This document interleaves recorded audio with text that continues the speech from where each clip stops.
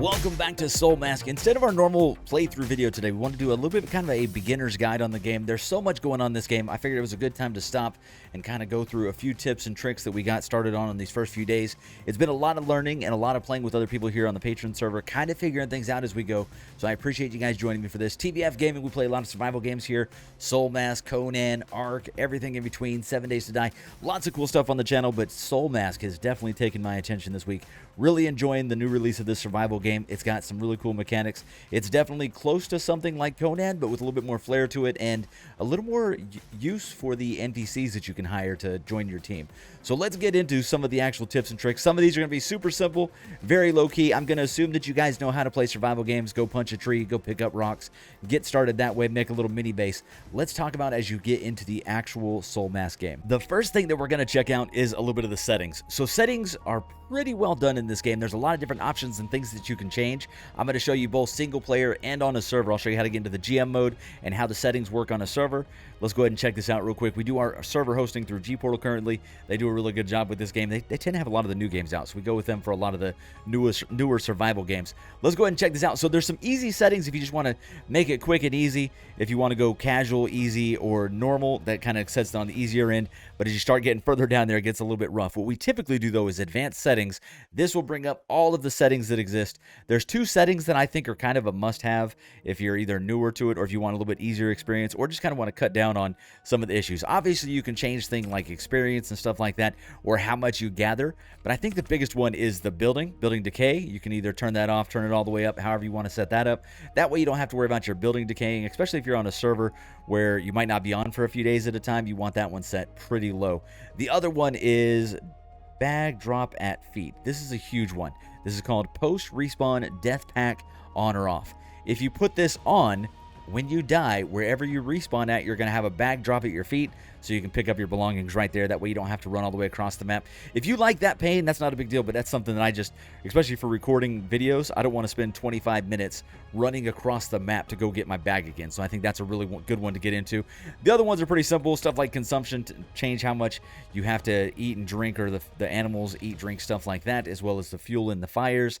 And then, of course, your normal stuff like your gathering rates and stuff like that. But that's something we'll talk about in other videos. Okay, on a server, if you want to get into the admin stuff, you need to hit the little tilde key, which is the button right above the tab. You're going to go ahead and hit that, and you're going to type in GM space key, and then your password for the server. Once you open that up, it's going to bring up your little admin panel. They've actually changed this a little bit in the last couple of days, so it looks a lot better. They've done a really good job with the way that they set this up. So in here, you can go into God mode. You can adjust settings. You can also spawn in items and animals if you guys have to replace something for people within the server.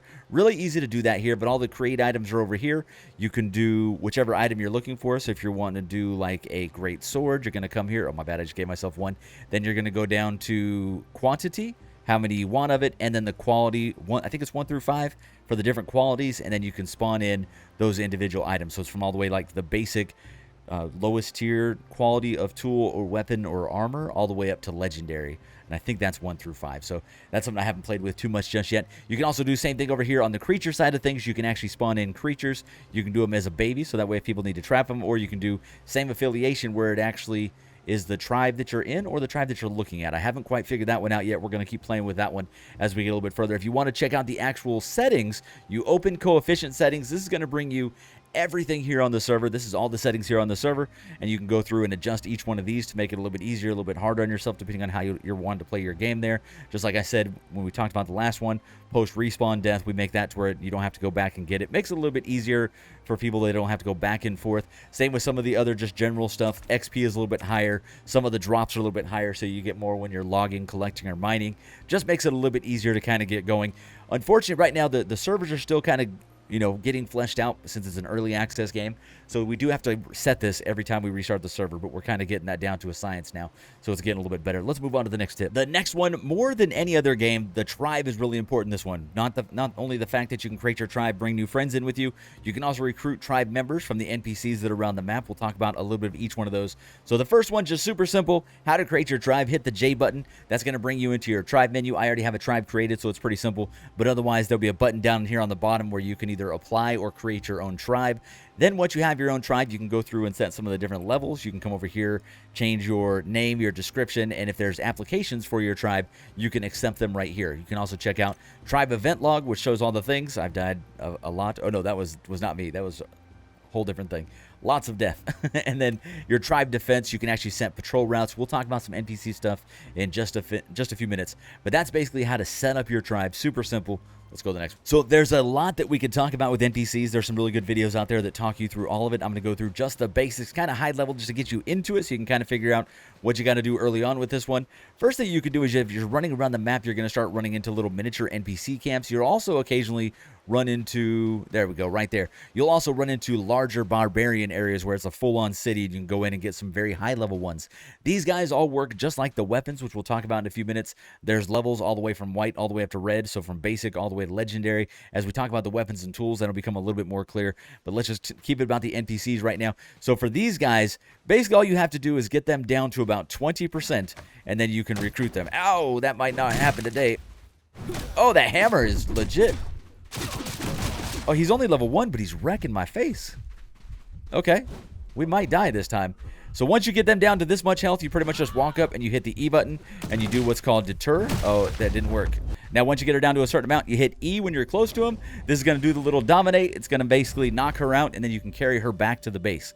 So now, in order to tame her, to recruit her to the team, I should say, you have to feed her liquid food.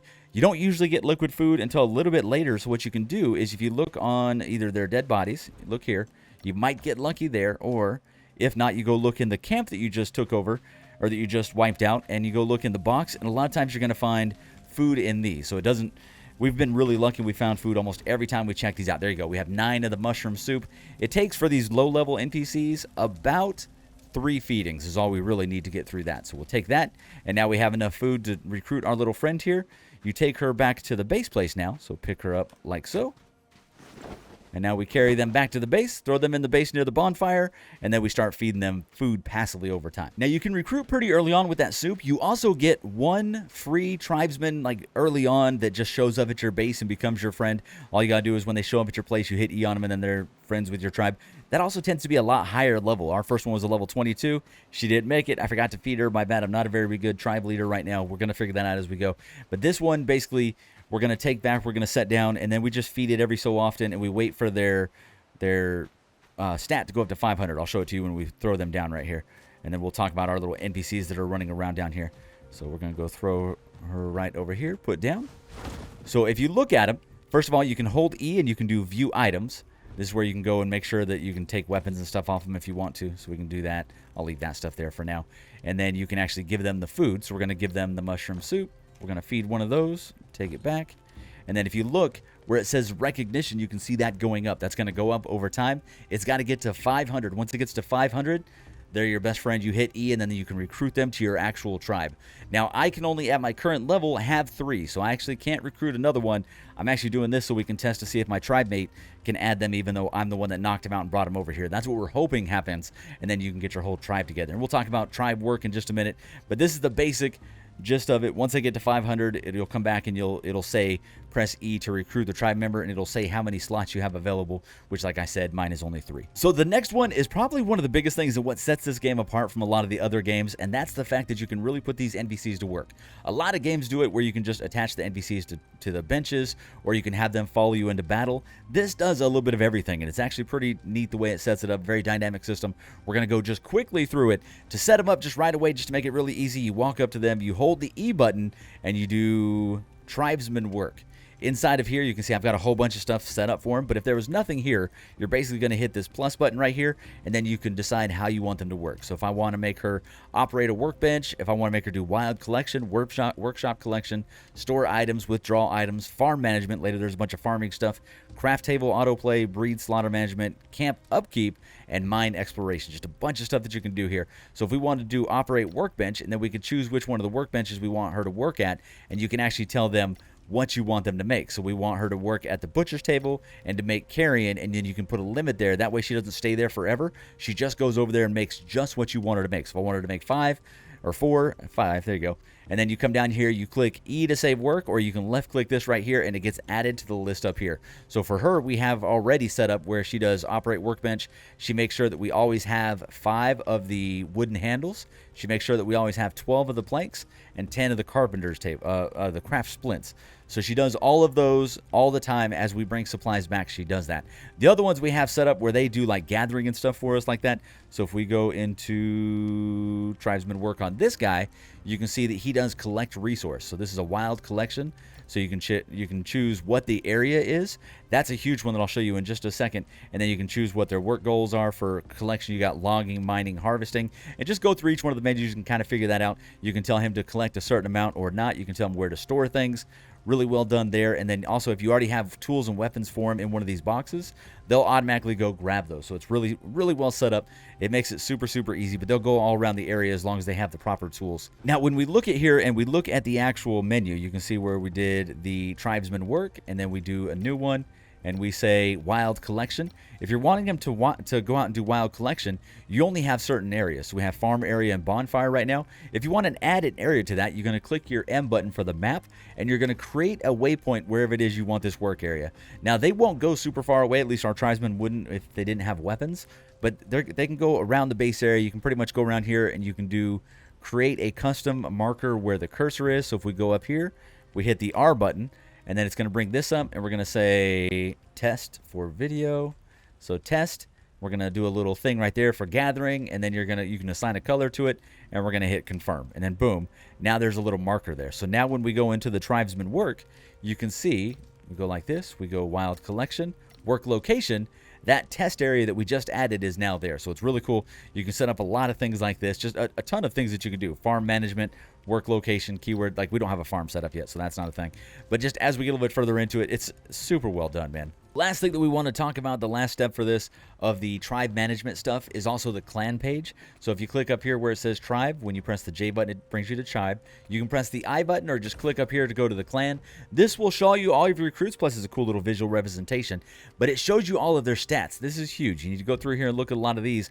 This will help you decide where you want them working or what you want them doing when you start finding certain NPCs that could be really good warriors, or you find ones that could be really good at gathering. But this one is famous trash, dislikes comfortable temperatures, and hammer damage reduction. So that's actually kind of a bummer. They can't use a hammer, but stuff like that. You go through here and look at things like that so you can get a good idea of what their actual stats and their bonuses and stuff like that are. It just helps out an absolute lot. You can also do things like deploy, work pause, mark, or dismiss. So you can do a lot of things from here. They're on a work break for 8 minutes, 2 minutes, 5 minutes. You can get an idea of what they're doing. You can also change some of the other stuff in there, but the big thing here, you can look at their set stats here as well. So you can see dual blade 22. This one is dual blade 7. So you can kind of get an idea of what they're good at, what they're bad at. Just gives you a kind of an idea.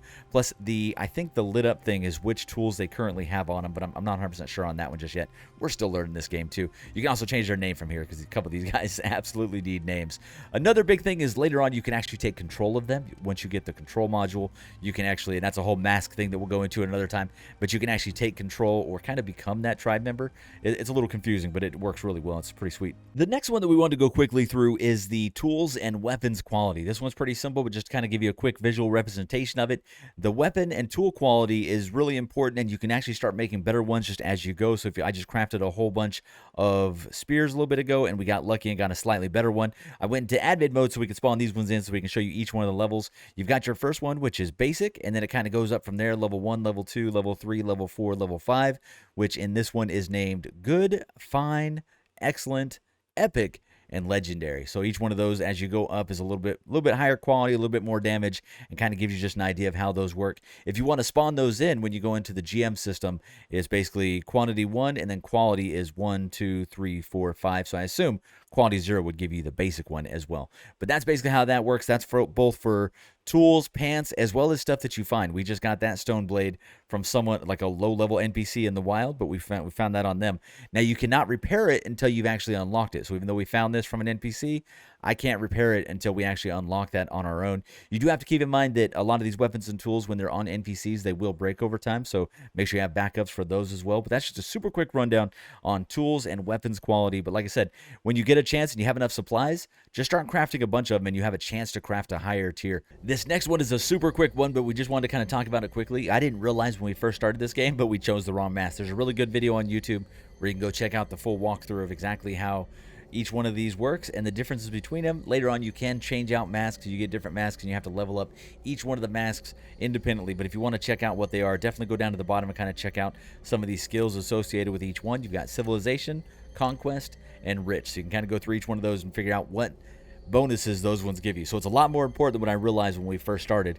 But like I said, you can actually kind of make up for it later by switching out masks and getting some other cool stuff as you get further in. And every one of these masks can level up. So they have a lot of cool bonuses. You're not completely locked in if you choose the wrong one. The next thing that we kind of want to talk about just really quickly is trapping. This is how you actually get creatures or animals added to your team, is by trapping, typically usually the babies. You get them trapped in these different traps. You place food inside of it. You get them lured into it. And then, bam, you have them trapped. So that's kind of how those work. So like right over there, there is a turkey and a turkey baby. We have to kill off the parent, and then we'd have to get the turkey baby over here so it can actually get trapped in one of these small traps. All you have to do is walk up to it, hit E, and then there's a little slot right here where you're going to put the food. So if we were trying to tap, well, I don't want to do the whole thing. Let's just do like this. So if we were trying to trap something like a banana, we would put that there. Now that's got some banana there. So now when we spawn in a monkey, it's going to show you. Let's go ahead and do that. Confirm. Boom. We'll do those two, and then we'll throw. I don't know if this one works here. We'll throw that one there. And then in these ones, we'll throw just some random stuff as well. If you want to see which foods you need to give these guys, you need to go into your hunting log and then down to the hunting gallery. Click on each individual creature, and it'll tell you what type of feed you need to get these guys into the traps. There you go. We got a little monkey. He's going to go close to the trap, and then bam, you actually have him trapped. Then you have to grab him and take him back to your base if you have a thing to go put him in. So we're going to capture him. Boom. We have the monkey, and if you don't have the trap, you can't really do anything with it. We're going to put him down and let him go because I can't really do anything with him just yet. But there you go. That's how you pretty much tame all of these guys. Same with the turkeys, same with the alpacas, all the same way, and then you go put them into their specific coop. So like the turkeys, they have a little turkey coop like this. And, oh, it's got to be closer to the bonfire, so we have to take it back to base. But basically, you put the turkey coop down. Once you get the little turkey, you go throw them in there. It's a pretty simple system. We'll talk about it as we get further into the actual game, because I'm not very far in right now, and I don't want to ruin my player progression with it. We just spawn these in just to show you guys real quick. But that's kind of how it works, and a lot of these different ones have different uses for things that you need to craft later on, so they're really helpful, definitely worthwhile. Especially the monkeys, the alpacas, and things like that, the capybaras, all seem really important early on. So let me get these picked up. Next one's super easy. You can drink anywhere, any water source you can drink. You just make a water sack, drink from there. There's also certain foods like the soup that we're using down on our hotbar that fills up both food and water. The food and water is not too big of a deal in this kind of survival game, but the big thing about them is the bonuses that they give. So if we eat certain types of food, you're going to see up on the top right that you get a bonus from it. It'll tell you how long it lasts for and then some of the qualities associated with it. So for the mushroom soup, we get breath plus 120, body poison minus 1.2 per minute, max stam plus 20 for 20 minutes. So that'll last for 20 minutes. We'll have that nice little buff up there. This becomes really important as you start going into other regions or start taking on certain enemies. One of my absolute favorite things about this game is the way the storage is set up. It's really well done. From the very first storage that you can make, which is this little thatch storage box, from that very first one up to the later on ones, you can actually decide what is in each box. You can see the symbols on them over here. To do that, you're just going to go hit E on the box that you want to check out. You can see right now it's empty, so you got to make sure it's empty before you set what's going to go into it. We're going to go set storage items, and then we can decide what goes in there. So we can say, hey, we want all plant items in there. So click plants. It's going to do all plant items. If you just want it to be specific things, so we turn off all items, and we just want, let's say, thatch in there, just thatch in this box. Set storage items, and boom, now this is just a thatch box. So if we walk up and we hit the G button, which is your deposit all button, it will only deposit what's allowed in that box. This makes it really easy as you're coming back to like download stuff. You can pretty much come into here, and then you can go into each one of the boxes, just hit G over and over again, and slowly fill everything up into each one of these boxes. It's super simple to set up, but basically to have dedicated storage this early in any game is absolutely incredible. And there's all different types you can set up here: weapons, armor, tools, containers. Each one of those has a bunch of things within it, so you could set up just one box that has one thing. So we end up getting a lot of thatch, so we have one box that is literally just thatch and vines, and that is it, nothing else. because we end up getting a lot of those. So that kind of gives you an idea of how that works. Really easy to set up. It also works for the NPCs. They'll come and put the right things in the right boxes, which they don't tend to have a problem with that anyways. And then I still have a couple drop boxes around typically, but the storage setup, super simple, super awesome. One of the best. They need this in every game, especially for early game, especially for people like me that are just super distracted anyway. You can come in and just start hitting G and it'll push over all the appropriate items. Very cool. Obviously in this game, hunting is very important. As you start getting into some of the hunting, we got to actually go take them out and face to face real quick. So as you take out some of these creatures, when you kill them, one more time. There you go. As we're saying, as you kill him, there you go. When you walk up to him, you can see that it says E hunting score. You're going to go ahead and hit E on that. It'll show you your overall score for that. It was a turkey level 9. It'll show you its gender, weight, rarity, torso, and head percentage. It'll also show you your hunting rating, killed by TBF with a stone spear. Hunting score 950, experience 30.8. Sekill rating, excellent. Integrity rating, excellent. Spot of last hit, head, and damage proportion of last hit, 67%. Gives you just a bunch of really cool settings. You can also go check out, and then you hit save data, and then it actually saves it. Then if you go to your hunting log, which you can also hit K to get to this one, you can see all the stuff in your hunting log. What's really cool about this is you can check out the details for each one if you want to go back and check it out. You can also check out your hunting gallery, like each one of the individual creatures that you've killed. It also tells you what kind of baits that they need to be able to tame them, which we were working on a few minutes ago. So I could have done locust for those baby turkeys, but we didn't realize that until literally just now. I haven't done a lot of this stuff because we're still in the very early stages of our playthrough as well. But this is all the hunting screen. It's really cool. There's also hunting promotion, which you start getting better and better stats as you go up through this one. Right now, we're still at Clumsy Prey, working our way towards Beginner Hunter. So it does take a little bit to get. Basically, unlocks 5 creatures in the gallery, achieve trip milestone 1 in 10. So a lot of cool things here. And then you start getting these. Once we get to Beginner Hunter, our slaughter output goes to 10%. Next one goes up to 15%, all the way up to the King of the Hunters. You get some amazing stats once you get there. So that's a long ways away, though. Also, obviously, gathering them, you get a bunch of your supplies and stuff like that. You guys know that. Survival game stuff. Let's go to the next one. Oh, this last one we're going to go through super quick because there's just so much in this one. We could spend a whole bunch of time on this one. The unlocking, some people were kind of confused on some of the unlocking stuff. This just quickly shows you that you open up your knowledge and technology tree, which is the T button. This works like most survival games where you just choose what it is you want to unlock, but you click each one of these, and then over on the right side, you have to click what it is you want to unlock. So let's go over here to the premium potting. In order to do that one, we need potting technology. So never mind, rewind. Potting technology. In order to learn potting technology, we come over here, potting table and potting technique. So if all you do is hold left click, it unlocks that. And then this one now unlocked. Most of these are 1 or more tech points, and you can see your tech points up on the top left. We've got a total of 45 points left. If you end up going too far and now you can't unlock stuff, you don't have enough points, you can reset your technology and go back through and reallocate your stats. From what I've seen, you don't lose points on that, but I'm not 100% sure. But from what we've seen when we did it the one time, I don't think I lost any points total. So we still had, in fact, I could test it real quick right now. Points added 20, points left 45. So if I reset technology, here we go. No material cost for this reset. Well, let me not do that because that might be the only time we can do it free because we did it on single player. I'm not sure. All right, we'll leave that one alone. But that's basically your knowledge and tech tree. The other one that I don't want to go much into, this is definitely a full other video, and there's a couple of good videos for it out there already.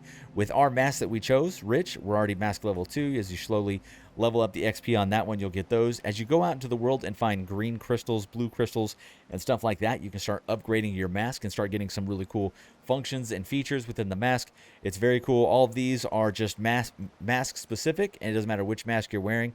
For this, the Rich mask, this is the bar for it down here, the mask interface module. So we got to get our crystal there, and then you can start unlocking things for this map down there. So start getting a bunch of cool things. Early on, the only real power you have is if you hit the Q button, it does your little detect life thing, which does work really well, but it's a pretty low-key just overall use early on. We don't use it very much, but it is important, especially like at nighttime and stuff. The very last one that we're going to talk about is how do you find those green crystals? How do you actually find some of the more important stuff within the game? Just like any survival game, exploration. You can see how much of the map that I have unlocked currently. We have barely gone anywhere. I cannot wait to get further into the map, but we have not gone anywhere just yet. We're pretty much over in this. This is already automatically unlocked when you first come in, so we really haven't gotten to any of those. I did go over to these ruins here, and that was it, but I didn't actually do anything there. We're going to go back there and wreck those people. There's also another one here where you go to. You sometimes have to fight a couple things when you get your green crystals. You know what? Let's show you, man. I need to go to this one anyway. Let's go. Once you make it to the ruins, there are going to be a few guys to take out over here. At this first one, there was like 3 or 4 guys. It's not super bad. Definitely got to be a little bit prepared for it. As you get further into the map and get to some of the harder ones, you're going to be very well prepared. But for this first one, it's not too bad. Basically 3 or 4 guys that we got to take out. You take out each one of these. Once you've taken them all out, you can open up your first box. We get the first box. It has the green gems and the stones that we needed. Grab another box inside of here. Same thing, more of the gems and the stones that we need.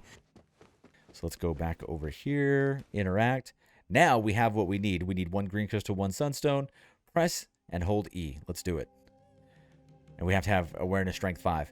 Press Y to open the mask node repair. So now we're going to the mask node repair, and now we can do our first ever thing, which is core functional module, a universal core functional module of the mask. Repair it to enable emergency storage for energy storage cap plus 200. But a lot of stuff we'll kind of check out in future episodes or future videos of Soulmask. If you guys want to see more videos like this, whether you want to see more playthrough, more guides, however you guys want to see it, let me know. I'm definitely having a lot of fun with this one. Soulmask is a pretty cool game. Still very early on. Still has some rough edges to work out.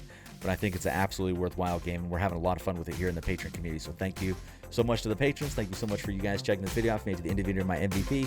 I will see you in the next one.